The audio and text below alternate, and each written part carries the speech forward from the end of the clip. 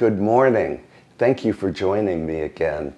Several viewers have asked for a full garden tour, so that is what we are going to do today. First, however, I need to get caffeinated.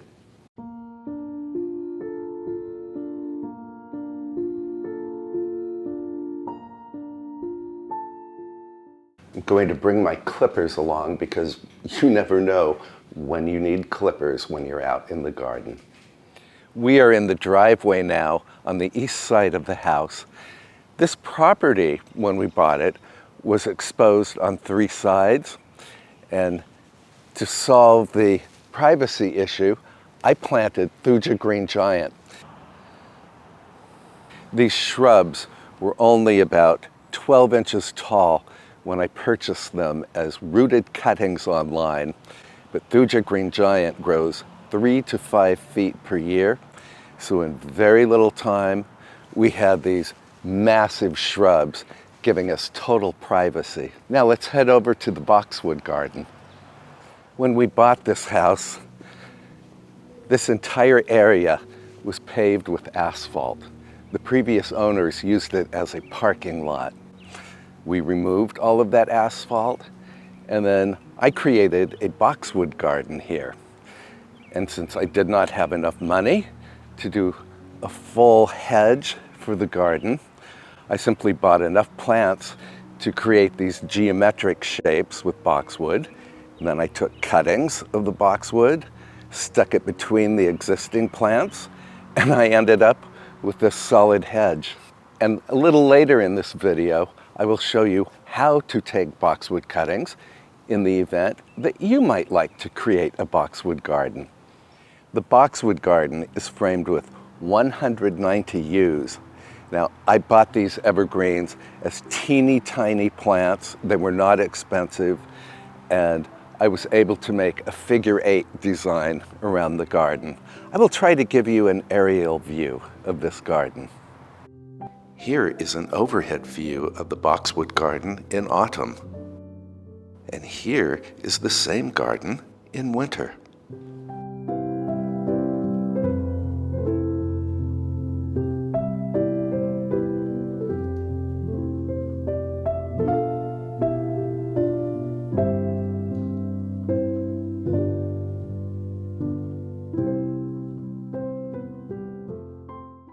Both the yews and the boxwood are great for flower arrangements, and of course I also use them at Christmas time.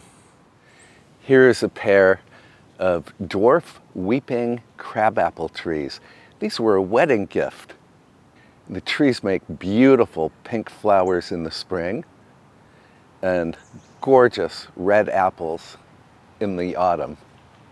And the birds love those apples. We had the boxwood trimmed. Well, I think you saw that video.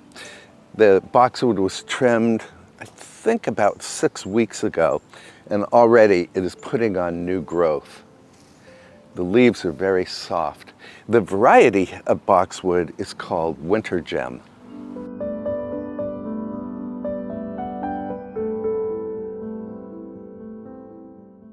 I planted a lot of David Austin roses in these beds. Unfortunately, the roses are not currently in bloom, but I do have this clematis over here with pale blue flowers, and another clematis over here with deep purple flowers.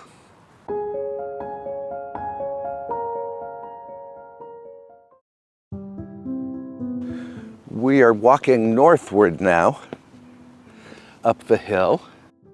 There are a lot of ancient trees on this property.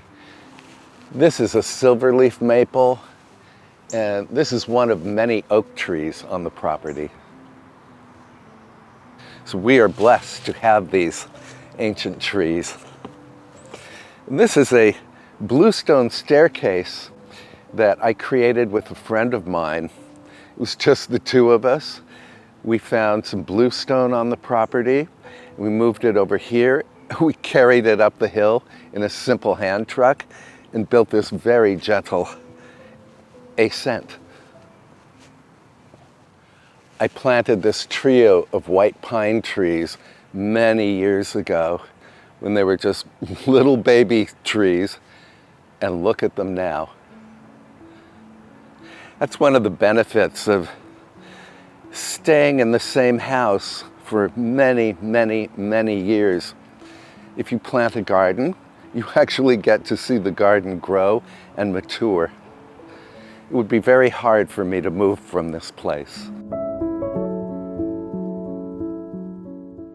To my right is a hedge of arborvitae. Now these were shorter than me when I bought them and planted them. They are massive now. I can tell you that the birds really adore these shrubs. They use the branches for shelter in winter and for nesting in spring. And to my left is a rear view of the Serpent Garden, which we will visit a little later. More Thuja green giant. The swimming pool is over here. We will visit that in a moment. And the kitchen garden is over here. Let's go into this garden. This garden has 12 raised beds. And I did put a fence around the garden just to keep critters out. And over here are San Marzano tomatoes. They are thriving. Some are as tall as I am right now. This one's even taller than me. And they are fruiting very well.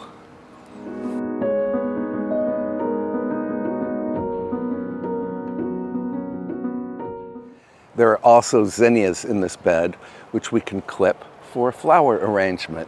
Now let me show you what's in the other beds. These are the potatoes that you and I planted together. They performed very well. They've already flowered, which means they are already making their baby potatoes. We have Yukon Gold, Red Norland, and I can't remember the other variety we planted. This onion bed has been an absolute disaster. And I blame it not only on the sumac, this horrible invasive sumac that is trying to grow in the bed, but also on the soil that I put in here. The soil came from a local nursery. They told me it was pure compost. It was not. It was like topsoil and sand. It doesn't retain moisture, had no organic matter in it, so I'm doing the best I can. And the onions are growing, but they're not growing very well, unfortunately.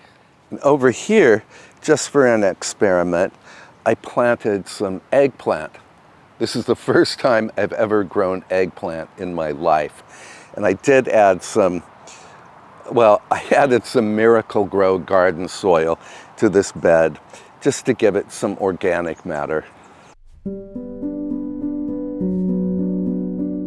This bed had very little soil in it, so I'm using it for compost. In these two narrow beds are the sweet peas that you and I planted together. When was that? Early April? Sweet peas did not perform well at all on this side, but they flourished over here, and I even have some beautiful, fragrant lavender flowers on these sweet peas. Let me know if you've had good luck with sweet peas. I've tried them several times, and usually they fail. This year they did sort of okay. In this bed, which is in dire need of more soil, I have asparagus that I planted many years ago. I think I had 14 plants here. None of them did very well, but I do use the ferny foliage for flower arrangements. And I think this will look nice with the zinnias. I added some Miracle-Gro garden soil to this bed over here, and then I planted zucchini starts. And the zucchini is growing like crazy. It's only been in the ground for like 3 weeks. And already I have flowers and at least one zucchini.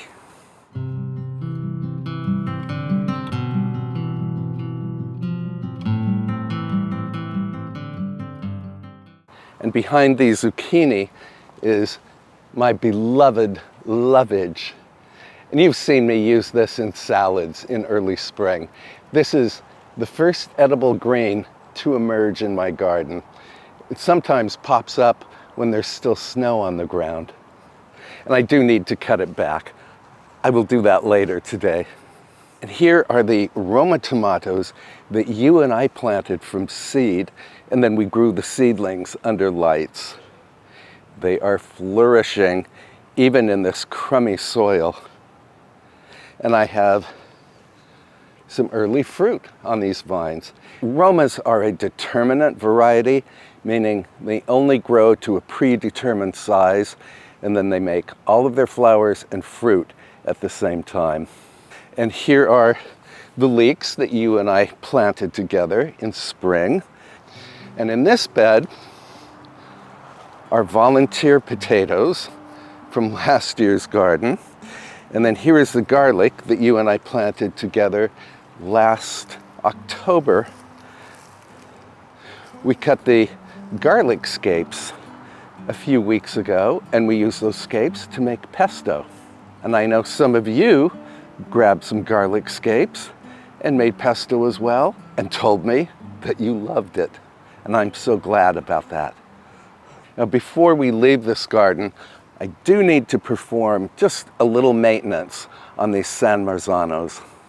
As these vines grow, I use Velcro tape, a great product, and it is reusable for years.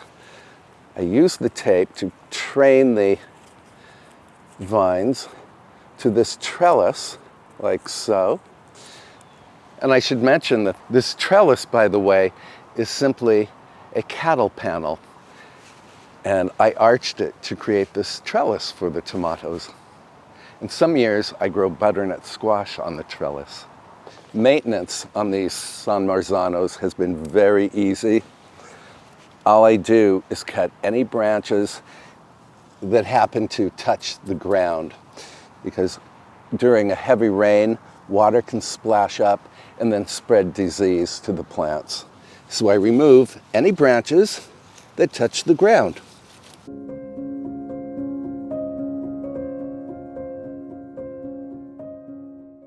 Let's have a quick look at the pool garden.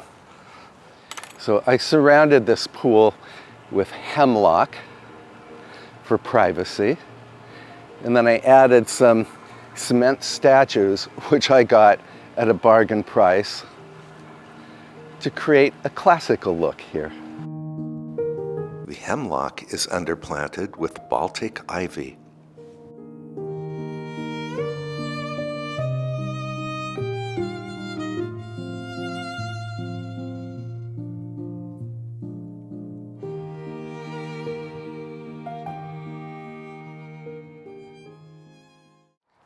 Now, the kitchen garden is surrounded with boxwood that I grew from cuttings, and we are going to take some stems from these plants so that I can show you how to create your very own boxwood garden for free. We're going to head back down the hill via the Serpent Garden. Now, let me explain to you why I created this Serpentine Garden.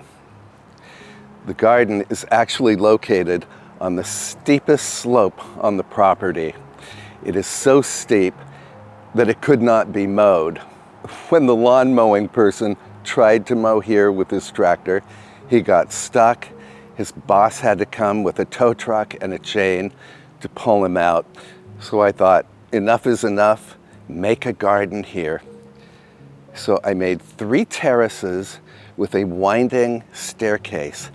And the staircase is very gentle because I want to be able to visit this garden when I'm 80 years old. This bench in the Serpentine Garden is one of my favorite places to sit and sip coffee or tea or a cocktail. It's always shady here. The garden is planted with dwarf crabapple trees plus weigela, and there's a hedge of dwarf lilacs over here. The first and second terraces are underplanted with Vinca minor, which makes beautiful blue flowers in the spring. And of course, Vinca minor is evergreen all winter long, even in our rather severe winter climate. I have a Thuja green giant growing over here and hemlock here, and these trees provide tremendous shade for this garden. It really is a magical place to hang out.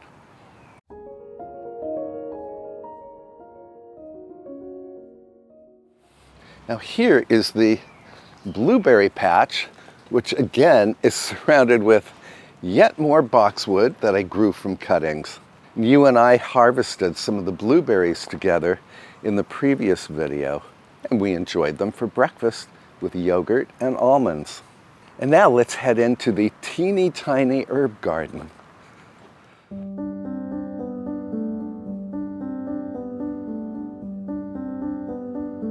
Several viewers have asked me how large this property is, and I think a lot of people think it is a huge property.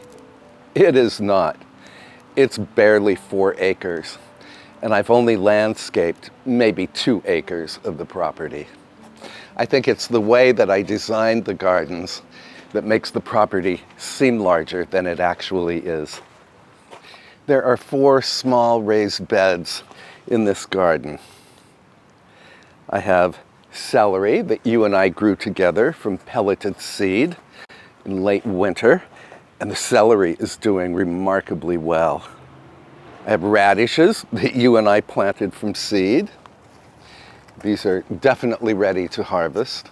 Chives that we've used for chive pesto, and I do need to cut this chive plant down to the ground so it will grow again and I can get a second big harvest out of it. Nasturtiums grown from seed. Carrots that you and I planted together from pelleted seeds, and a few French filet green beans, which for some reason are not doing particularly well. I may have to replant them. In this bed, we have parsley that you and I grew together from seed, cilantro that we planted from seed, and my second planting of Savoy cabbage. As you might recall, my first planting was a disaster. I thought slugs were chewing the leaves, but in fact, several viewers mentioned it's not slugs, it's larvae of the white, I think it's the cabbage moth. It's a little white moth or butterfly. It lays eggs on the underside of leaves, and when the eggs hatch, the larvae or little caterpillars just decimate the foliage. They skeletonize the leaves. So several kind viewers told me to get an organic product called BT. It's Bacillus something or other. I can't pronounce the second word. The stuff works like a charm. You mix a little tiny bit of this organic product with water, and then you spray both the top and underside of leaves, and the caterpillars immediately stop feeding. And it is non-toxic to earthworms and people and domestic pets and honeybees. So it's a good product. It's perfectly safe to use in the garden. And I'm so grateful that several viewers told me about BT. You can buy this in probably any garden supply shop, but I can also link it in the description below if you are interested. In this 4th and final bed are the bell peppers that you and I planted together from seed. The plants are performing just brilliantly.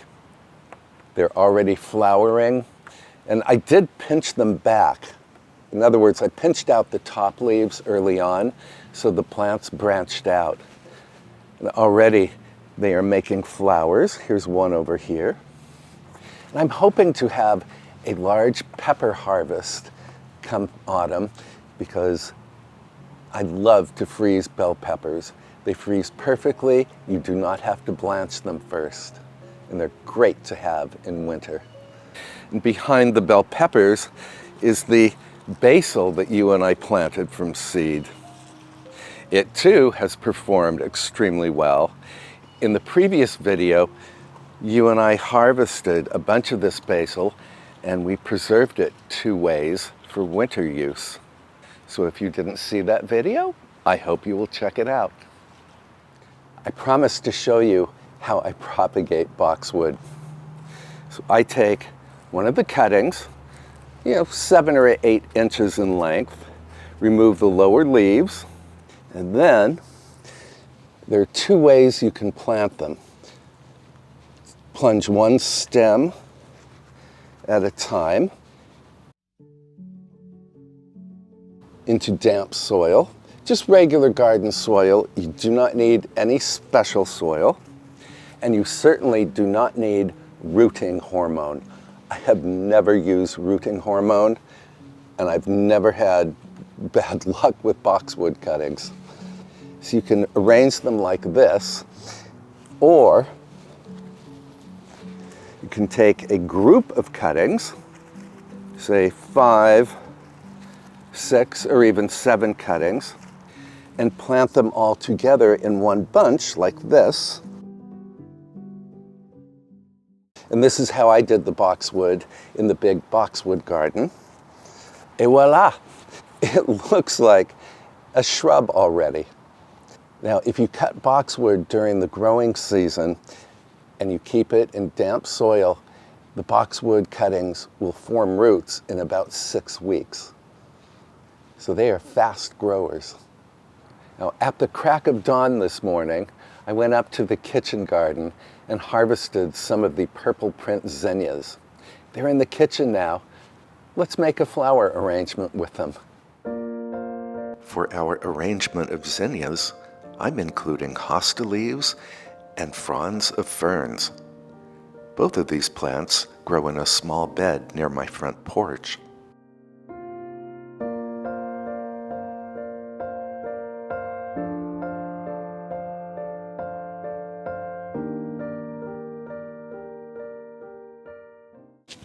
It got really hot outside. Short sleeve shirt, much better idea. And then I'm going to be making, I think, hamburger buns later today. So I have my apron on.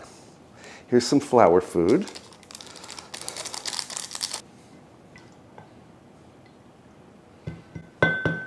Actually, it's not flour food, it's flour preservative. And then you can start with the hosta leaves. I have no idea how this is going to work out. I just go for it. I think it's fun to make arrangements from flowers and greens that are growing right in your own garden. I always remove the lower leaves so they are not underwater. Leaves underwater tend to deteriorate very quickly. And we have the asparagus fern here. Let it stand tall and proud.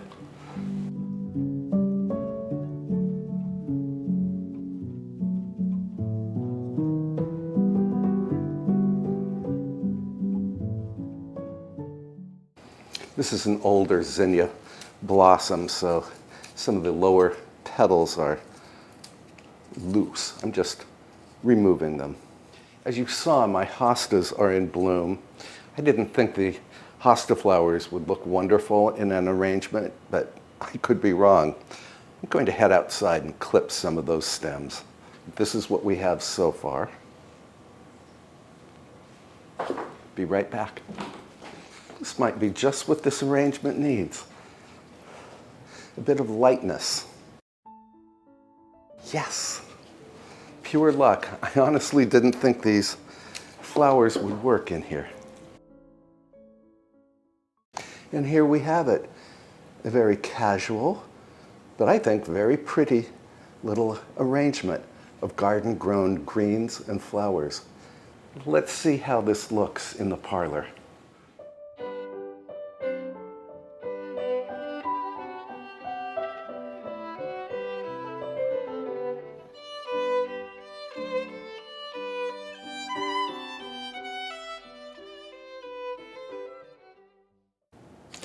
thank you for spending time in the garden with me today. I want you to know that I appreciate each and every one of you, and I have such a great time hanging out with you. I'm going to get my workstation cleaned up, and then we can get cracking on those hamburger buns, which will be a part of the next video, and I hope you will watch. In the meantime, I can put a couple of my other videos at the end of this one that you can watch between now and the next upload. Until then, please treat yourself very well, and I will see you very soon. Bye, friends.